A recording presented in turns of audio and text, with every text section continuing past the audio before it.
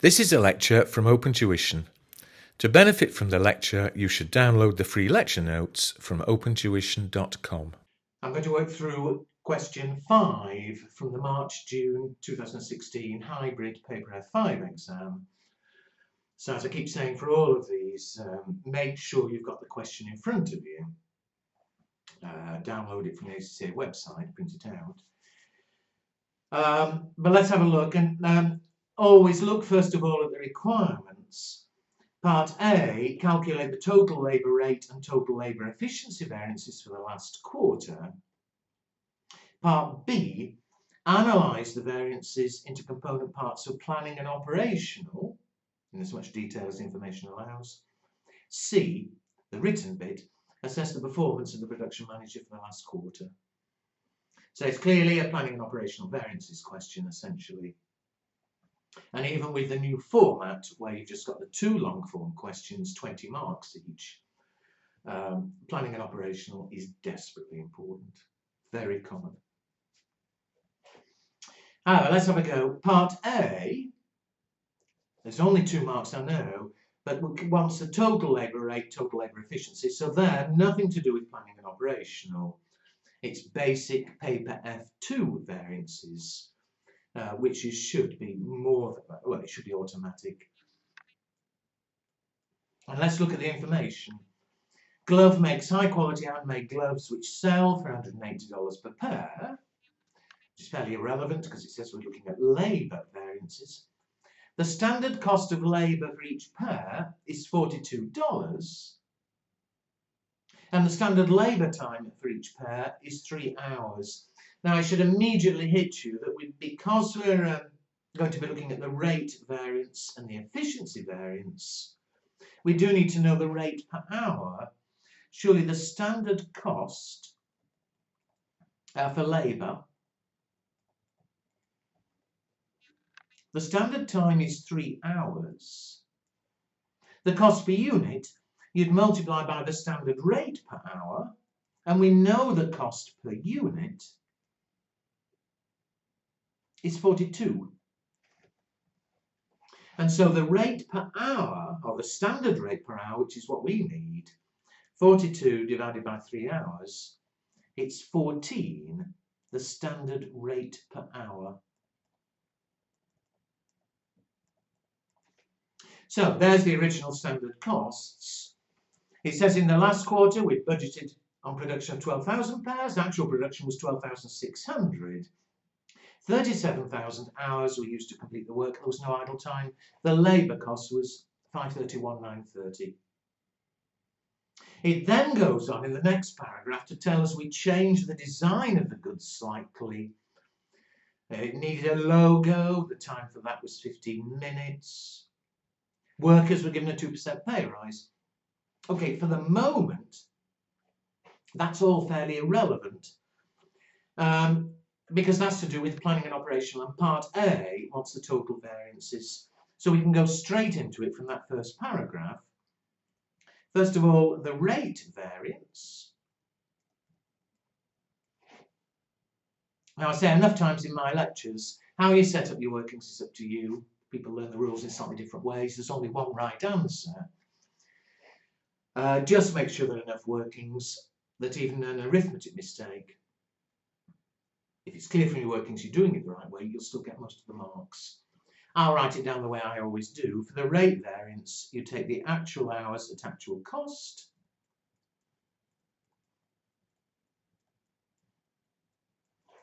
The actual hours, we actually worked 37,000 hours, and the actual cost, the total cost, was 531,930.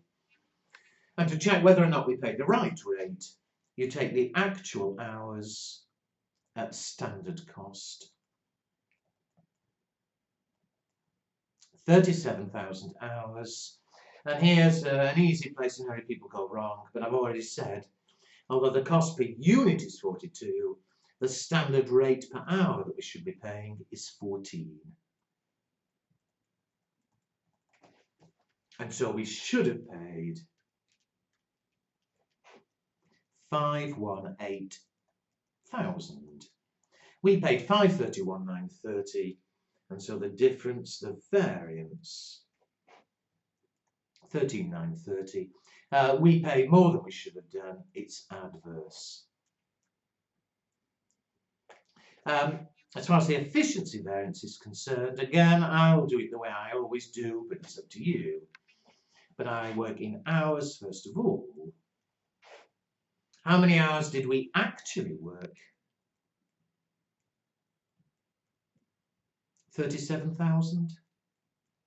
We compare with how many hours we should have worked for the actual production. Standard hours for actual production.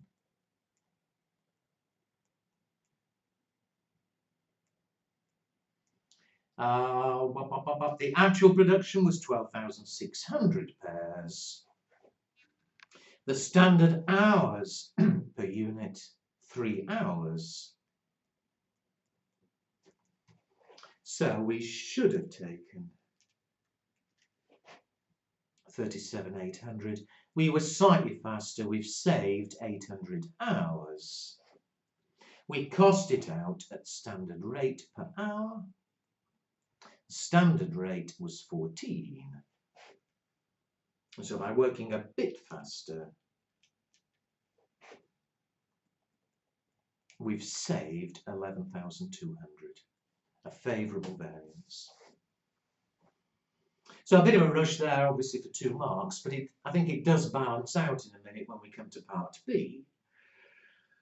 But those 2 marks, again, is basic F2 variances. And although you should be happy with planning and operational, even if you're not, there's no excuse for not getting those 2 marks. Let's go on to part B, though, which wants it analysed into planning and operational. And you'll have heard me say in the lectures, assuming you've listened to the lectures, there are 2 ways of doing planning and operational which give different answers. There's a logic to both ways. The previous examiner preferred one way. The current examiner prefers another way. But either way will always get full marks if it's done correctly. Now, I'm not going to do it 2 ways on the here. It would be stupid. I'll do it the way I do in my lectures, and if you're using current textbooks, should be the way that's in the current books. But the way I do it in the lectures, the way I'm doing it here, is the way the current examiner prefers. But more importantly, since you get the marks either way, more importantly, it's by far the easiest way, the quickest way. So let me show you. First of all, the rate variance. We know that we paid more than the original standard. However, if we look now at the second paragraph, the design of the gloves was changed slightly. The new design required workers to sew the logo on the back of every glove made, and the estimated time to do this was 15 minutes for each pair. So, okay, we expect each pair to take a bit longer to make, but for the moment I don't care because that will affect efficiency. For the moment, I'm only looking at the rate. So let's carry on. No one told the accountant responsible the standard time needed to be changed. Similarly, although all workers were given a 2% pay rise at the beginning of the last quarter, the accountant wasn't told, consequently it wasn't updated. So there's a 2% pay rise. So the original standard rate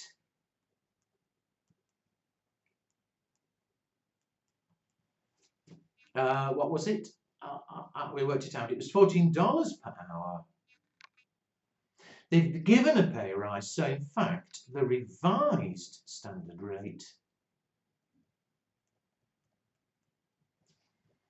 add on 2%. Don't know how you do it, but if you add on 2%,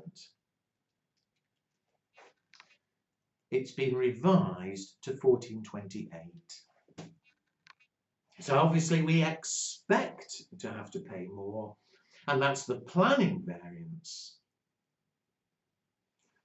we'll come to see, did we actually pay 1428 or not? If we actually paid any different than 1428, that's the operational variance. But we do the workings exactly as before. For rate, we take our actual hours, and we'll look at the effect of the two. For planning,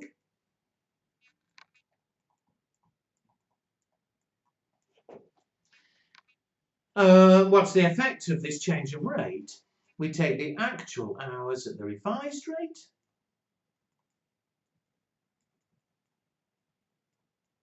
so 37,000 hours at 1428 is how much? 528,360, so that's how much we now expect to have to pay for the hours. We compare with the actual hours at the original rate.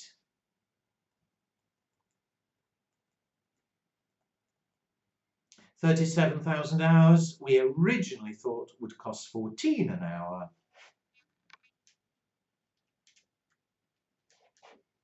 $518,000. And therefore, the 2% pay rise, that gave us, cost us rather, 10,360, and adverse variance is the planning variance. I've said several times, in my lectures and that, show the workings any way you want. If you want 37,000 hours, simply at the difference of 28 cents, you'll get the same answer, no problem. That's due to planning. As far as operational's concerned, we're still on rate variance. We look to see what did we actually pay for the 37,000 hours. Was it more or less than the new standard rate? So actual hours at actual cost. It's 37,000 hours, and how much did we actually spend? Back to the first paragraph, the total cost was 531,930. Compare with what we should have spent, the new standard, actual hours at revised rate.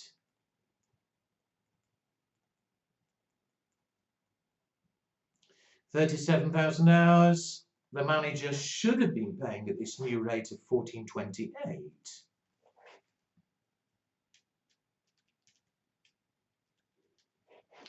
$528,360, which of course we'd already had earlier.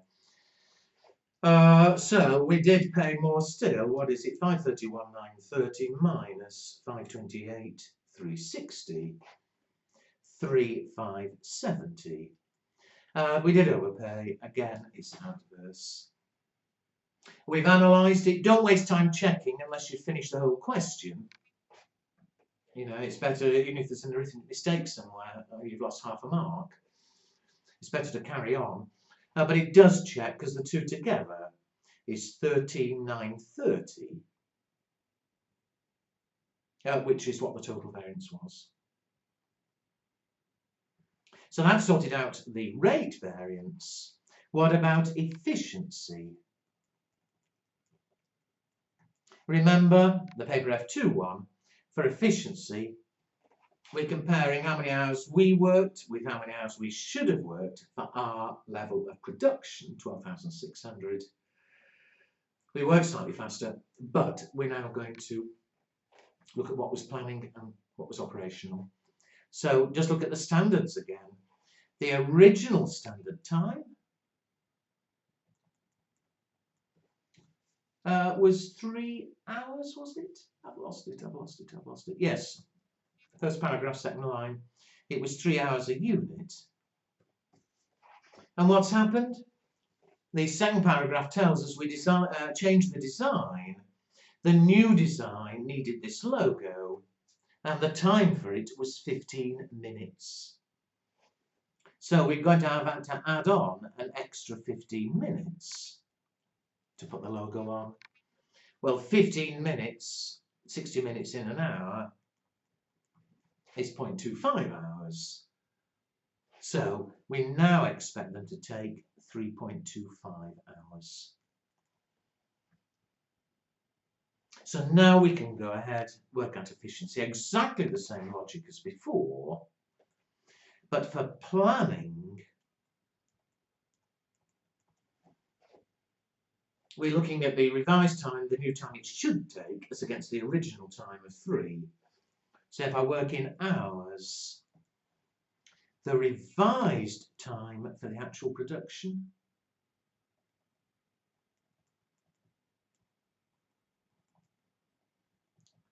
how many did we produce? 12,600.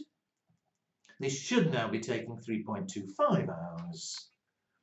12,600 at 3.25 is 49.50, as against the original standard time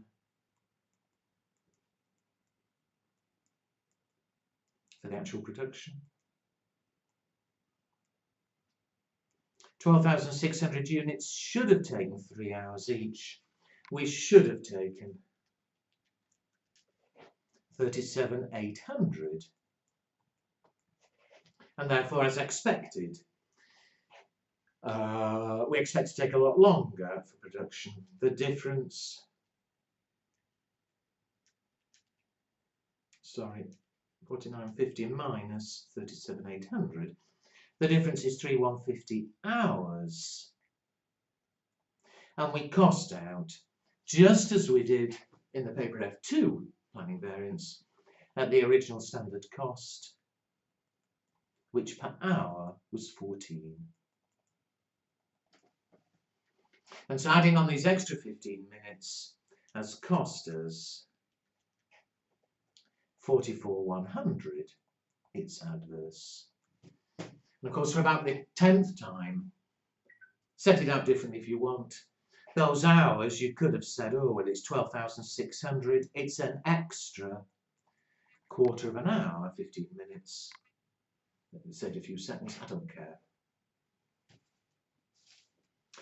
Finally, though, having dealt with the planning, having revised the time, now let's look at the operational, because the manager was supposed now to be taking 3.25 hours a unit. Did they work faster? Did they work slower? And so the operational variance,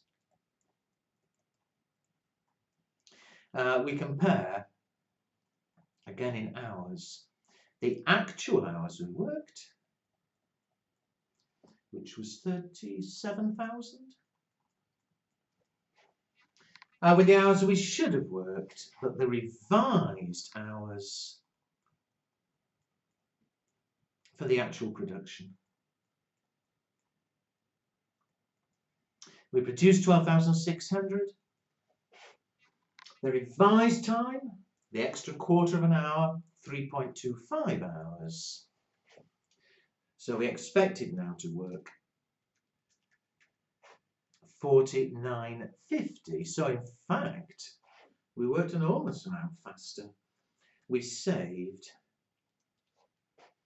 3,950 hours. In dollars, cost out as always at the original standard cost of 14, giving a variance, a saving of 55,300. We work faster, it's favourable. Although, as I said before, don't waste time checking until you finish the question. In fact, here the two together is 11,200 favourable. Is that what we got before? Yes, efficiency 11,200 favourable. So great. How many marks have I got? I've got 8. 8 marks, so we're just passing this question. But of course, you dare not write something for part C. It only needs there to have been 1 or 2 arithmetic mistakes in A and B, and you failed this question. Make sure you answer the right question. Remember, we have the total variances in part A, paper F2. We've now analysed them into planning and operational. And it says, assess the performance of the production manager. Well, which of those variances will the production manager be accountable for? It's the operational ones. As far as the production manager is concerned,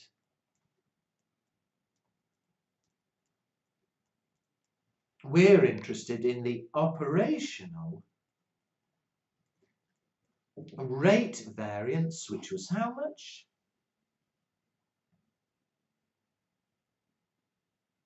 $3,570 adverse. And the operational efficiency variance, which we've just done, that was it, wasn't it? Operational, yeah. 55,300 favourable.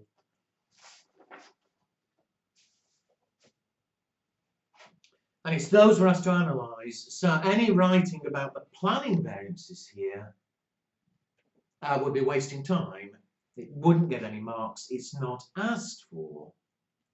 So do read carefully. It's those two variances that we need to comment on. And just one more thing before I make a few comments. The marks in part C are for sensible comments on your figures. So even if you made a mistake in part B, an arithmetic mistake, got the wrong figure, or a stupid mistake and had it adverse instead of favourable sort of thing. In part C, whatever variances you got for part B, you can get full marks for C for making sensible comments about your figures, which is another reason I would actually write them down again. My figures there are correct, but even if they were wrong, it's obvious to the marker what figures I'm talking about. And again, right or wrong, sensible comment on my figures will get the marks of part C. And there's not actually a lot to write. I mean, what can we say? First of all, as I've said in other ones, I'm not going to sort of write essays. And an essay isn't required. Read what the examiner's written after and learn from it. But the main points you're trying to make are the following. That, the one that stands out is efficiency. That is done extremely well.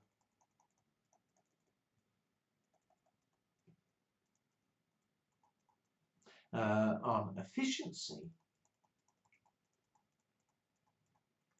that we've worked a lot faster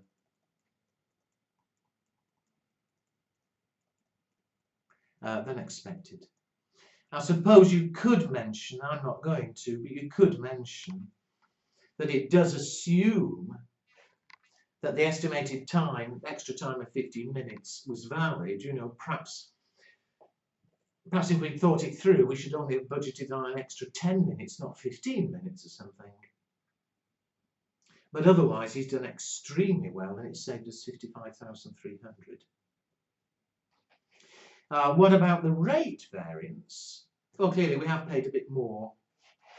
We have overpaid too high a rate.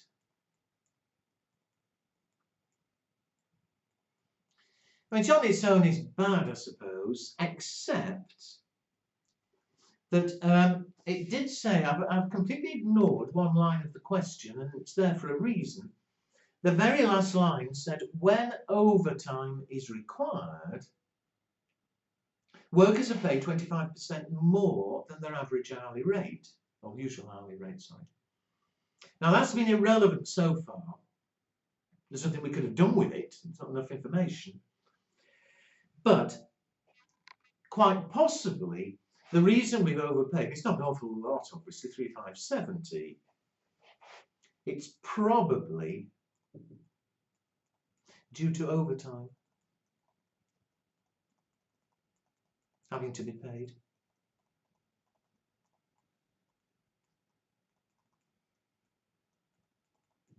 The question did say that all workers were given a 2% pay rise.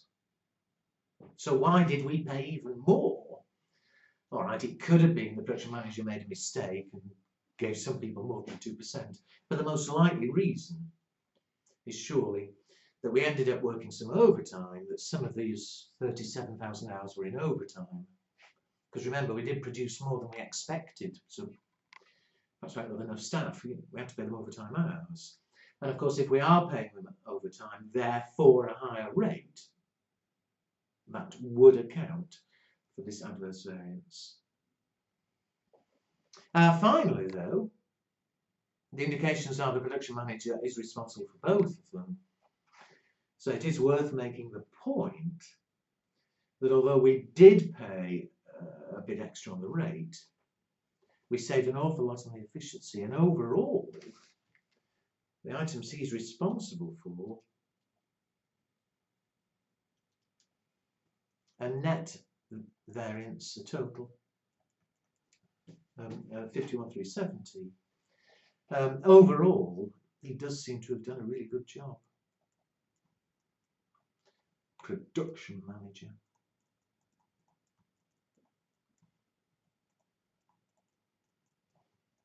Appears to have done extremely well.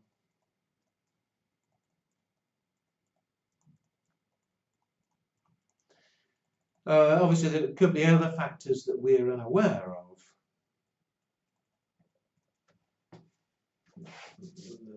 That could affect our conclusions, but it did say as much, in part B, as much detail as the information allows. So I think the only real comments we can make are those, and that would get me most or probably all of the 7 marks. And do bear in mind, this applies to any long form question in future, any section C questions, that even if, now this shouldn't be the case, but even if you couldn't do part B because you'd forgotten the rules or you didn't understand the figures, if you get stuck, don't just leave the whole question and not do part B or part C.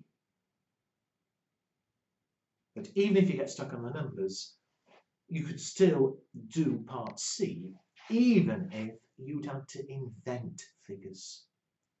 Again, part C, I would write down the figures I'm using, but even if in an extreme you got completely stuck on B and made up figures, rate 5,000 adverse, efficiency 23,000 adverse or something, even if the figures were made up, if you'd commented sensibly, correctly on your figures, you would still get the marks in part C, and there's 7 marks there. To be getting the half marks which you're always aiming for, if you've managed to do part C, you don't in fact need to get much right from A and B to have got the half marks.